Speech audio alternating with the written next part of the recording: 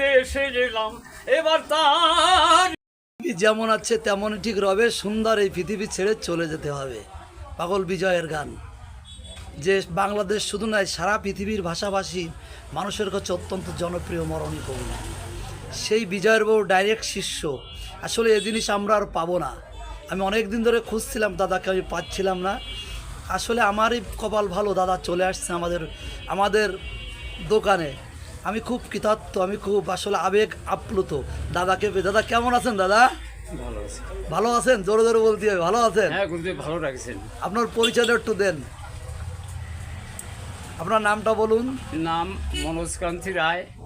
এই নামটা দিয়েছিল পাগল বিজয়, দীক্ষা দিয়ে হ্যাঁ। বললো কি যে বাবা আমি তো ভারত থেকে আসি, তোর একটা নাম দেবো আমি। হ্যাঁ তা ভারত থেকে এসে ডাক দিয়ে বলছে যে বাবুরে তোর নাম আমি ঠিক করেছি, তা তোর নাম আজকে ধুয়ে দিলাম যে মনোজকান্তি রায়।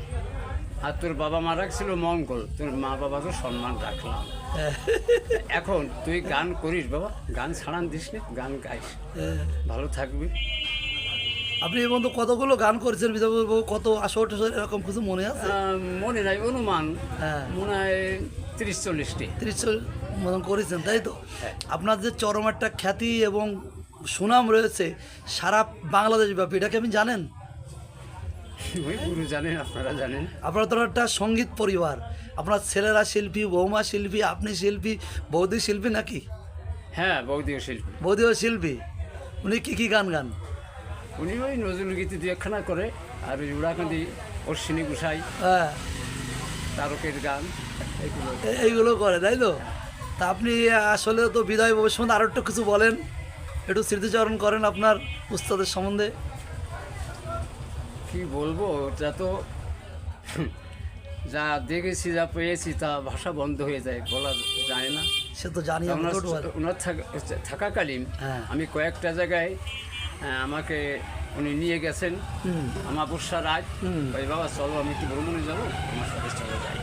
হ্যাঁ তা যে শস্য বনে ঘেরা, শিশির পড়েছে প্রত্যেকটা ঘাসের বুকে, হ্যাঁ অন্ধকার রাত। হ্যাঁ তা আমাকে বলছে কি যে বাবা তুই এখন চলে যা। হ্যাঁ তা আমি ভয়েতে কাঁপছি, সাইডে বসে আছি। উনি যেন কার সঙ্গে ঘুরে ঘুরে করে কথা বলছে, হ্যাঁ আমি ওই শুনে হ্যাঁ। আস্তে এসে বাসায় এসে শুয়ে পড়লাম। হ্যাঁ সকালবেলা বলছে কি বাবা কথা বলেন কার কাছে? বাবা বলিস নি, ও কথা বলতে না। হ্যাঁ। যা দেখেছি শুয়েছি ঠিক।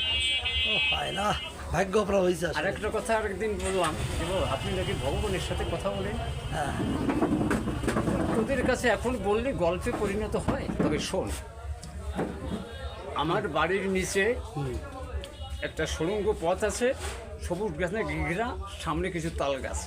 তা আমার গ্রামবাসী, মা বাবা ঠাকুরদা যারা আমার বয়োজ্যেষ্ঠ, ওরা বললো যে বিজয় আজকে একটু গান শুনবো। গান করতে বসে গেলাম, হুম, গান করতে বসে গেলাম। এখন যখন 2টো বাজে রাত, পিছনে ফিরে চেয়ে দেখি যে আমার সঙ্গে কেউ নাই। তখন সামনের থেকে তাল গাছের আপলাতে বলছে বিজয় রে তুই গান গেয়ে যা, আমি শুনছি। এই যে ভগবানের সঙ্গে আরো এরকম বড় বড় কাহিনী আছে। আচ্ছা বিজয় বাবুর একটা গানের কলি আপনার একটু আমাদের হালকা একটু গেয়ে শুনুন, হালকা।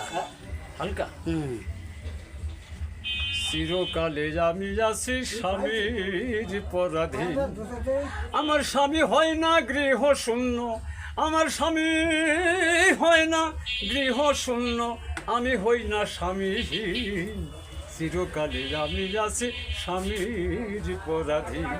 ওই যে আকাশ অসীমের দেশ অনন্ত ধাম, সেই দেশে ছিলাম তার প্রতিবেশী হয়ে আবার এই দেশে এলাম।